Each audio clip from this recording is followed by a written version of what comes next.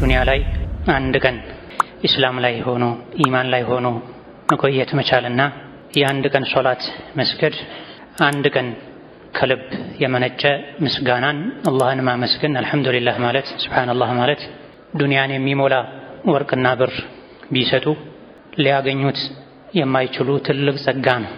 ነቢዩ ዓለይሂ ሰላቱ ወሰላም አልሐምዱሊላህ ተምለኡል ሚዛን ብላ አልሐምዱሊላህ ማለት ሚዛንን ይሞላል፣ ሰማይ ምድርን ይሞላል ብላ አልሐምዱሊላህ የሚለው ቃል ከአንደበት ሲወጣ እኛ ሙስሊሞች እንዲሁ ስለለመደ ነው ከልጅነት ጀምሮ ቀላል መስሎ ይታየናል እንጂ ማዕናውን ካወቁት ከልብ የመነጨ ከሆነ አልሐምዱሊላህ ሰማይ ምድርን የሚሞላ ነው። ቁስ ቢሆን አልሐምዱሊላህ የሚለው ቃል ግዝፈቱ ሰማይ ምድርን ይሞላ ነበረ።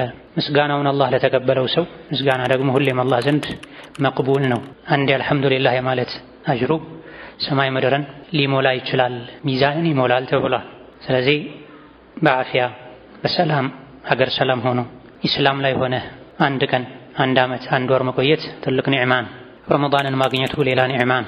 ከረመዳንም የፊቱን 2 አስርቶች 20 ቀኖችን እየጾሙ እንደ አቅም እየሰገዱ አሳልፎ የረመዳን ቁንጮ የሆኑ የመጨረሻ ለይለቱል ቀድር መገኛ 10 ቀኖችን ማግኘት ደግሞ ሌላ ጸጋ ነው። ከዛ በላይ ደግሞ አሽረል አዋኺርን ዒልም ላይ ኢዕቲካፍ ላይ የአላህ ቤት